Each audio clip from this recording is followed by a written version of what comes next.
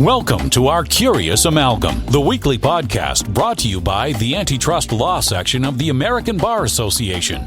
Our Curious Amalgam explores the fascinating and increasingly overlapping world of competition, consumer protection, data protection, and privacy law. Each week, we bring you leading global experts on the most compelling issues of the day. Enjoy the show.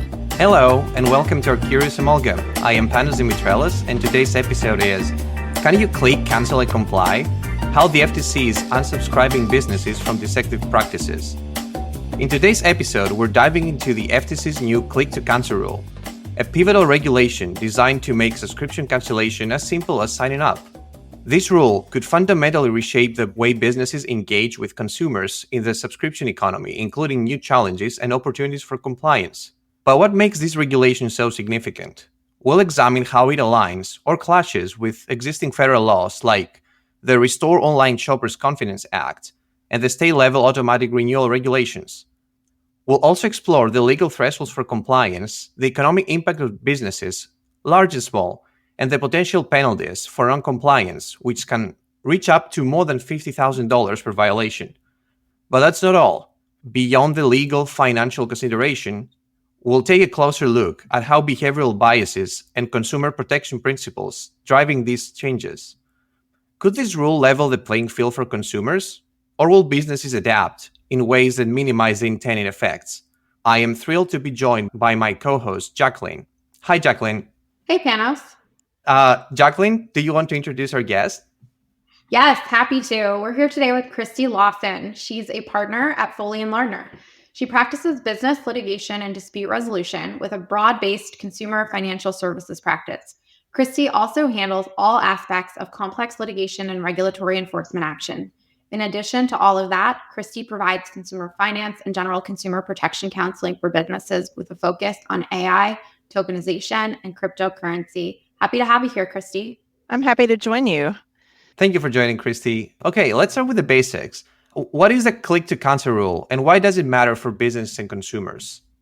So the click-to-cancel rule is the Federal Trade Commission's rule that went into effect. It's officially titled Rule Concerning Recurring Subscriptions and Other Negative Option Programs. But really what it is the federal attempt to adopt some of the safeguards that the states have in place regarding subscriptions. And when subscriptions auto-renew without requiring additional consent from the consumer. Think about all the different subscriptions that you may have, not only such as magazine and online subscriptions, could be telehealth subscriptions, any type of online service that you're receiving that is automatically renewed at the end of the month or year. Those all would fall under this rule. Okay, thanks. I would like to understand those key updates a bit more. There is more than just a click-to-cancel provision in the rule. What does this rule require, and why does the FTC care about this? So the FTC cares about this because of the number of subscription plans that consumers had without even realizing what they were paying for, due to the fact that the nature of the plans are that they're in effect unless the consumer objects or opts out or terminates, that the charges were hitting consumer checking account, credit card accounts, and could over time rack up to be substantial costs that consumers don't even realize that they're being charged. And so there are some key provisions of the rule, one being that there has to be clear and conspicuous disclosures. So the consumer needs to understand what they're signing up for, what are the terms of the subscription, things such as how often is it going to renew, how much is it going to cost to renew, how can you cancel?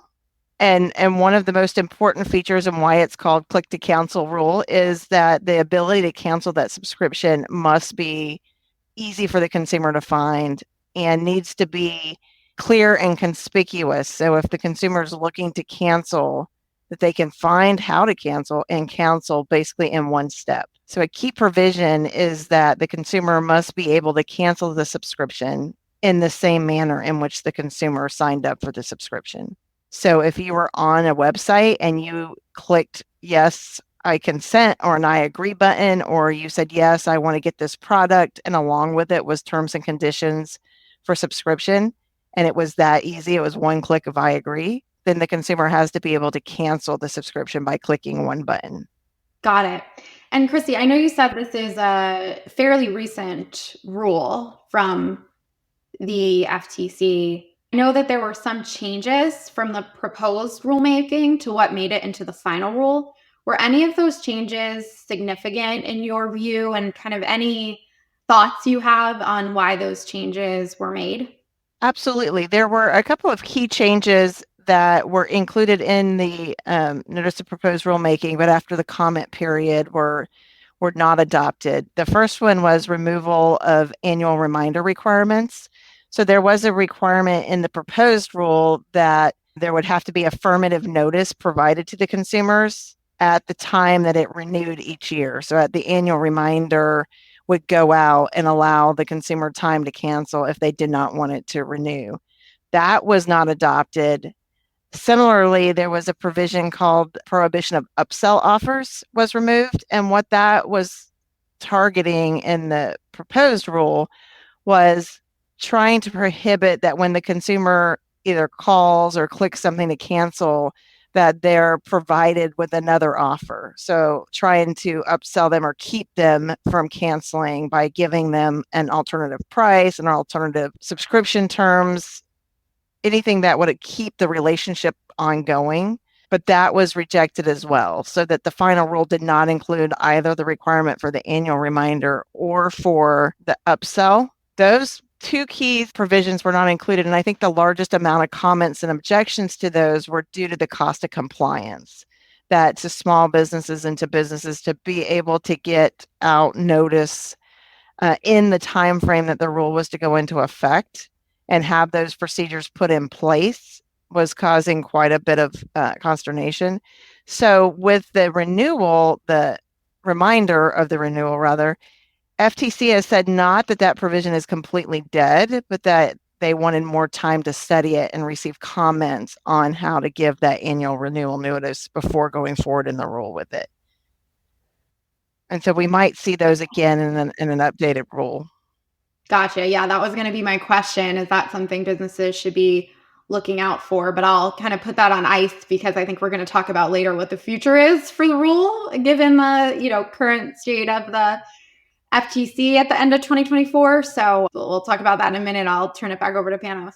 Yeah, and before talking about the future, let's talk about what already existed before the rule. So how does the FTC's updated rule compare with the existing federal frameworks like the Restore Online Shoppers Confidence Act and several state-level automatic renewal laws? Are there any notable conflicts or harmonizations across jurisdiction that practitioners should be aware of? Yeah, I don't think there's really any notable conflicts. I think it was really designed to harmonize the laws, especially with state laws. So this rule does not nullify or take the place of any of the existing requirements, such as the Restore Online Shoppers Confidence Act. It is in addition to and was designed to supplement it. If you read the proposed rule and then the rule that actually went into effect, it is very similar to the state laws.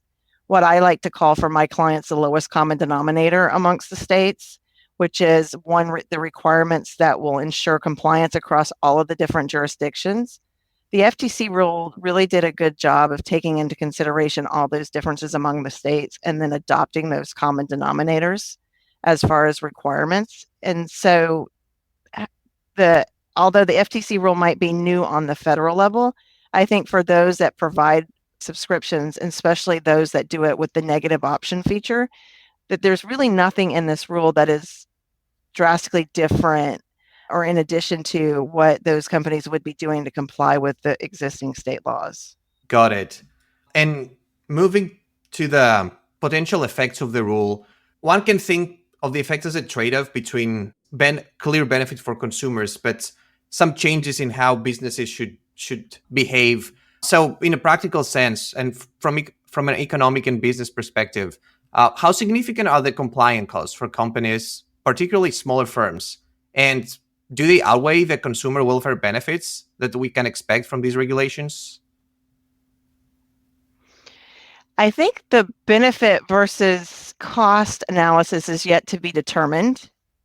that I think from a consumer perspective, the consumer is likely to say that the benefits outweigh the costs because of the large number of consumers who are paying for subscriptions that they don't even realize they're paying for.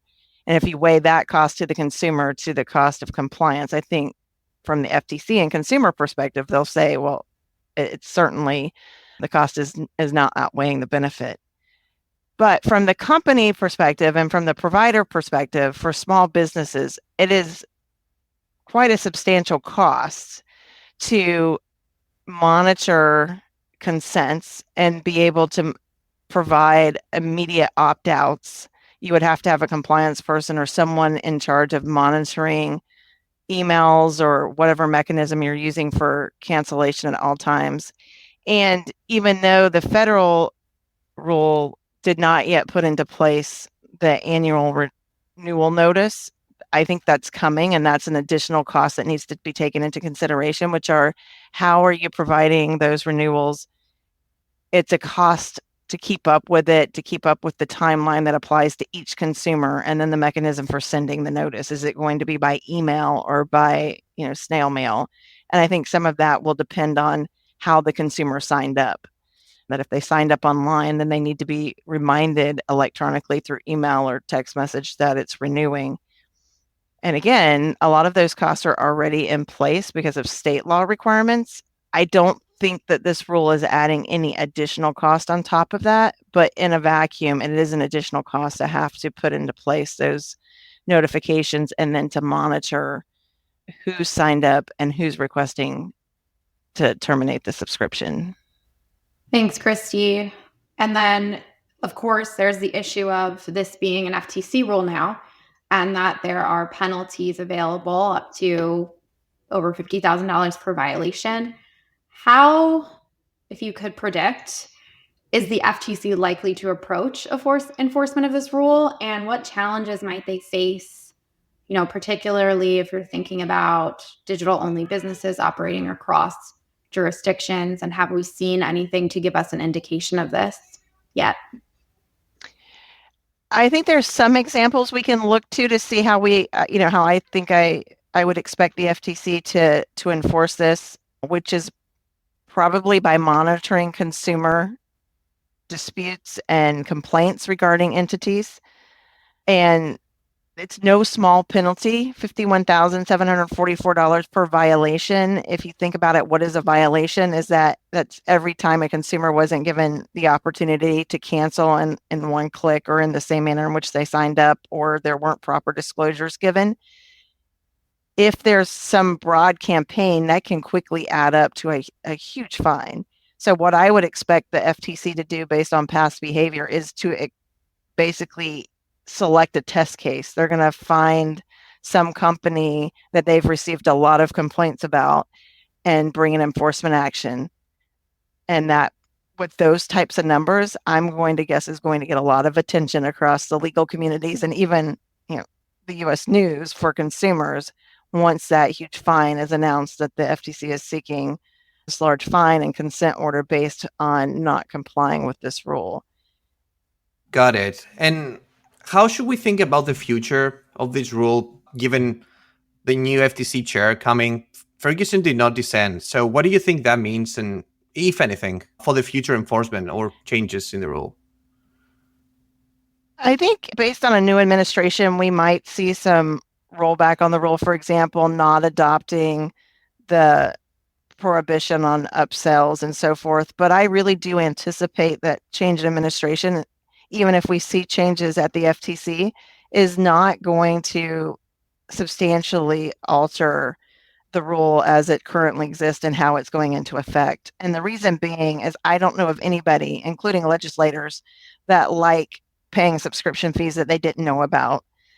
It's easy for legislators to say, look, consumer, we're protecting you, we're on your side, with simple protections that your average consumer would want to see in place. Nobody wants to be duped into paying subscription fees that they didn't know they're paying.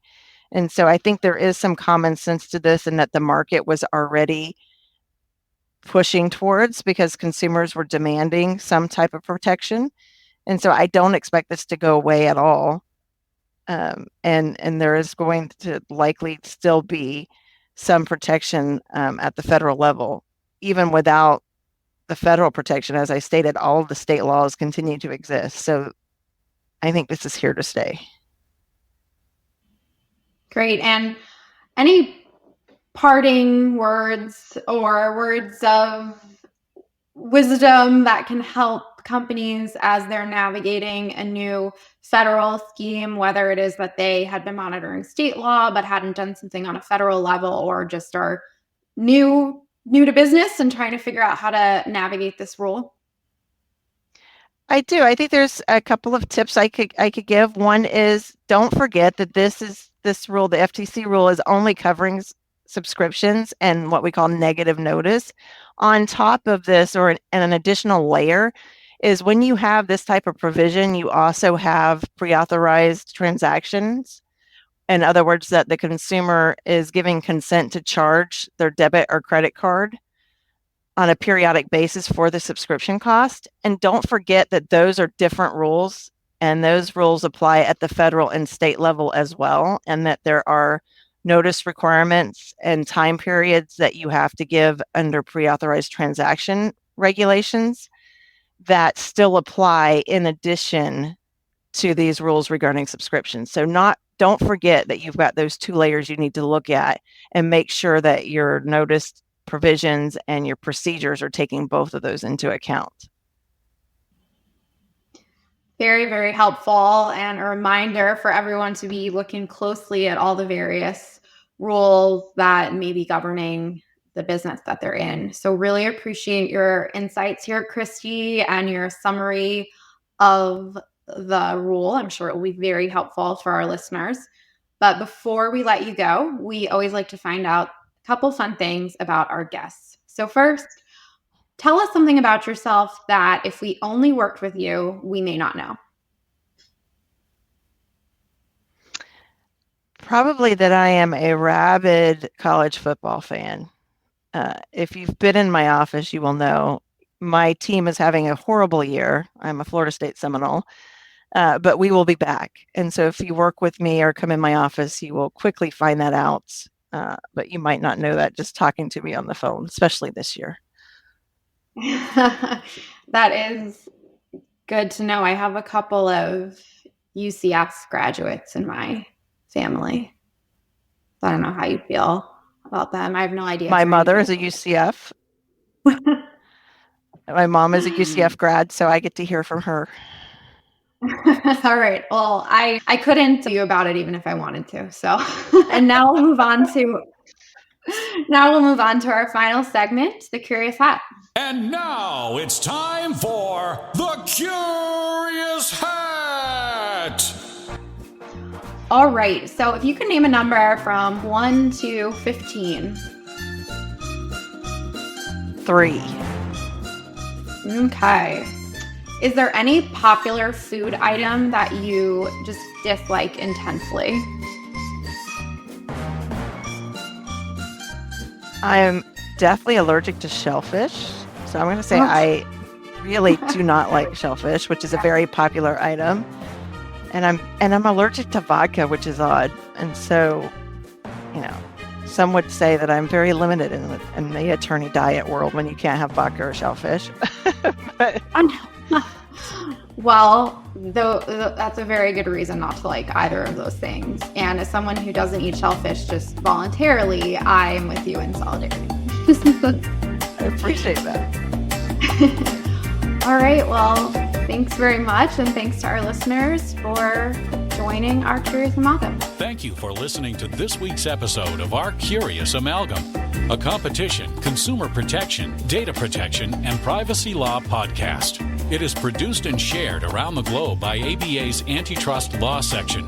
The opinions expressed by the participants in this podcast are their own and do not necessarily represent their employer or other organizations. If you like what you heard or would like to become a member of the American Bar Association, please check out what the Antitrust section has to offer at ambar.org/antitrust. You can learn more about our podcast at ourcuriousamalgam.com. If you have comments, suggestions, or podcast ideas, please reach out to us at podcast@ourcuriousamalgam.com.